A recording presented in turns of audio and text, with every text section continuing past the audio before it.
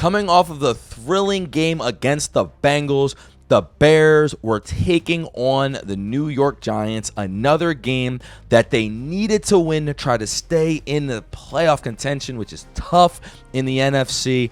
And down 20-10, snow falling down, Caleb Williams yet again put the Bears on his back.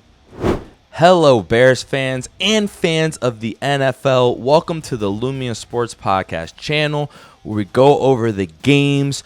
If you check out our live, what we have here is me and Tony the Tiger doing our previews every week. So we do all of the previews of each game throughout the season, and then our playlist. In this section, we break down every single individual team, going over what we think during those previews and the reviews of what happened. So let's check out the Bears. I think I've been pretty nice to you guys, Bears fans, recently, but I believe there was one that I'm going to regret coming up here soon. We said that the Bears would smoke the Giants. We proved that. We said that Caleb didn't prove anything against the Bengals. I stand by that. And we said that Caleb Williams refuses to take the next step. I might have to walk that back a little bit, but not 100%. But check this out. Thank you guys so much if you like and subscribe. Now, back to the episode. And when we look at the Bears after a wild week in the NFC, they have now jumped the Packers, who lost, jumped the 49ers, who had a tough loss to the Rams, and they are your 6th seed in the NFC. So huge for them right now at 6-3. I mean, the 49ers are still going to be there, but that Panthers loss might kind of keep them at bay a little bit. And if you can just kind of just keep going, keep winning these games, Caleb Williams in year 2 might get his first playoff appearance. Also big as well, the Vikings losing and dropping to 4-5, just to give the Bears a little bit of space from them. And yeah, let's check out the division. I mean, the NFC North, tough division. Obviously, they're the worst team is the Vikings right now, who sit still at 4-5. But the Lions 6-3, tied with the Bears. Now remember, the Lions went out and beat the Bears, so they would own that tiebreaker right now. However, the Lions are only 1-2 in the division too. The Bears 0-2. They gotta get some division wins against someone. They lost to the Lions and the Vikings, and we'll check out their schedule in a minute. But interesting to note that they are still right there, and they could win this division over the Lions. And now let's look at the Bears and see how we've gotten to this point. When you look, they had that tough loss again to the Vikings. Week 1, had a big lead heading in late, and then J.J. McCarthy kind of walked them down. Caleb with some inefficiencies. Against Detroit, they just got smoked, and I think a lot of us were like, oh, this could go south very fast. They bounced back with a win against the Cowboys. Now, have they beaten a lot of bad teams? Yes. Cowboys, Raiders, Commanders, barely. By the way, Raiders, barely. Commanders, barely. They did beat the Saints. Bengals, I respect the Bengals win. And then they beat the Giants. I mean, it took come from behind, but they did win the game. And that loss to the Baltimore Ravens, that was no Lamar. That was with Tyler Huntley. But they're where they need to be right now. And when you look at this schedule, I mean, gosh, it gets real tough. But you got to go out there. You kind of need to beat Minnesota next week in a tough game, divisional game. The Steelers, that's going to be interesting because of those components. And then it gets really real. Eagles, Packers twice. Yeah, you get Cleveland, but Packers twice. 49ers, Detroit. So there you go. They play the 49ers, who are right there in direct competition, as well as the Packers. So a lot of this will get solved on the field for the Bears coming up. But start with this week. Go out, beat the Vikings, and let's see what happens with this team coming down the stretch. All right, and our new favorite segment, Comment of the Week. We scour our comments. We're going to go between either a preview that we did with the Bears or a review, and whichever comment we think is the best, we shout it out. This time on the Bears, we got a comment from Abrasion690. Welp, ... The Bears seem incapable of whooping any team at all. All they do is scrape by somehow, week in, week out. That was in reference to me naming the title that the Bears would smoke the Giants. They didn't do that, but they did win. And even though that message is that message, today I replied to a brazen. I replied. But today's not the day. I'm not going to go down that route because you know what? It can look however it looks. But Caleb Williams somehow was getting some wins last year with Eberflus.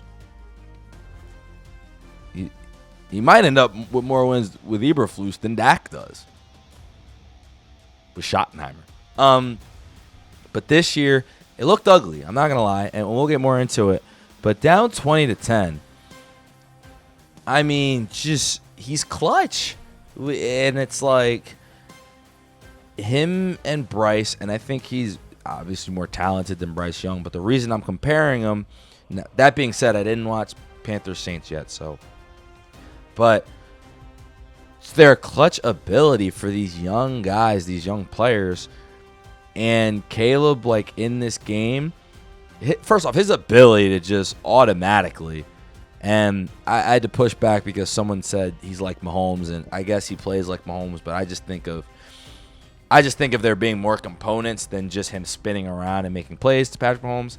I think that the accuracy, whatever. So it started a whole thing in our group chat, but he is insane. And let's just say he plays like Caleb Williams because his ability, not only is it an ability to spin out.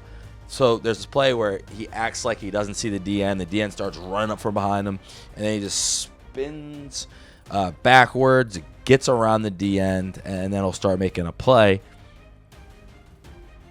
I mean, it's honestly their best offensive play, to be honest. Other than a really good, well-blocked up run, it's that. It's him getting out there in space and making something happen.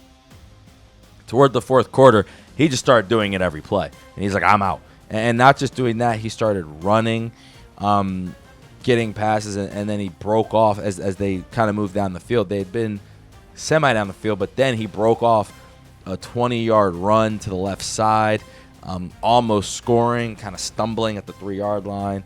Got a little worried after what had happened, obviously, to Dart earlier in the game, but he was end up fine. And then they go in, get that touchdown, and then the throw when they're down 20-17 to Burden, that was just a crazy accurate throw across the middle of the field, just insane. Because when it's on, I mean, it's crazy. Now, obviously, like we said, we'll talk about it. He has some accuracy issues, but man, when he throws that fastball on the money and the guy's ready to catch it, it's a great play. And then at the end of the game, you see it at the 20-yard line, again rolling to the left, taking off, running into the end zone, touchdown. The two biggest plays that they had offensively in this game were him taking off to that left side and making a play. And you end up, because again, it was in the fourth quarter, you end up with a big win. Now, however, there are a couple components to this. The Giants' defense is awful. They're fifth worst points allowed per game, 28 points allowed, 31st in run defense, 24th in pass defense. Their start quarterback had left the game up 20-10, so the offense couldn't get any stops. So then Caleb Williams got the ability to obviously get more in rhythm. Giants defense scrambling. The Giants, not only was their coach out of the game, or their quarterback out of the game, the coach might have been mentally out of the game, and the loss was so bad that 24 hours he's fired. So it's tough. And early in the game, Caleb was missing a lot of passes, like he just does. And he throws rockets, which is great. Like the arm strength is crazy. I do think there's a degree to it being 30 degrees, freezing, and you're throwing me a heater. And Zacchaeus had a tough game catching some of those passes. They even mentioned it, like normally catches those balls. Zacchaeus used to be an Eagle, and so I remember him. But yeah, he's normally very sure-handed, but Caleb's passes, they kind of do be all over the place. However, those were drops, right? I don't want to blame him all for the drops, but I do think it's a little tough to just catch those passes, and I think that's worth pointing out because Dart was 19 of 29 throwing it to no one, and Caleb was 20 of 36, right? So, and he had zero pressure. Like the Giants didn't get any. Well, he kept doing the move, but 63 rushing yards though, 1 touchdown. That's really good. But yeah, the 16 missed passes. That's just kind of who he is. But I do think at the end of the day, there is a strong component of he just keeps winning these games. And while we know these things, we've mentioned these things, I've talked about them on other ones, you got to be able to beat bad teams to get in the playoffs. You see it happen all the time. Now, the Bears have played a lot of bad teams. I will say that. And they're going to play all the good teams. Now the question's going to change from can you beat a bad team to can you beat average teams, I guess, in the Vikings, and then can you beat some good teams down the stretch. I think to do that, you do need to be more consistent on offense. DJ Moore, no catches. That's not really the move. Again, Burden was going off 51 yards. Loveland, 55. I am 100% interested, and because he I can't say he doesn't turn the ball over. That Ravens pick just is in my mind, but he is very good at taking care of the football, partially because his passes go all over the place. But I digress. I think the defense, too, we're seeing it's definitely looking sketchy. They got some issues. Now they got some big plays down the stretch, made huge plays, but Dart, for the most part, was really cooking them. Tracy had 71 rushing yards in the game, and Dart ended up, he was cooking them in the run game. Now we know he ended up getting hurt, but he had 66 rushing yards, 242 passing yards. He was really just cooking them. Oh, and he had 2 rushing touchdowns. He was really cooking them up and down the field, and this defense definitely has some flaws. But they made plays 4th and 5. The Giants were going for it. Brisker came out there, deflection. C.J. Gardner-Johnson, who they just brought in, made me mad. I've been begging for the Eagles to pick him back up this year. They just don't want to do it. And now the Bears get him for free. One of his arguments with the Ravens was he wanted to blitz more. They didn't want him to do that, probably because now, as we see, they have Kyle Hamilton in that role. Then he was on another team. I forget. He was on one team for like 2 seconds. Oh, the Texans.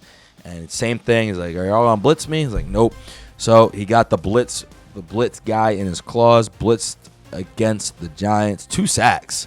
So, hey, look. He's got a point. 2 sacks and 9 tackles. Led the team in tackles. Imagine getting that for free in free agency. They were getting some pressure. Montez Sweat had a sack and a half. They did force the fumble on Dart on that play down the field to get the ball. But then Russell Wilson came in, and they had no resistance. They had no, resistance to the resistance. No force to stop, we'll say. So the defense definitely going to be interesting, something to watch going forward. And I think we're going to answer a lot of these questions coming up next week. You get Flores, very good at dialing up past defenses. And you have Vikings offense that has shown that the capability to score some points with J.J. McCarthy in there. So I'm very interested to see what happens with the Bears going forward. But another big win, 6-3, 6th in the conference. Bears fans, you should be, tepidly excited because it does get harder down the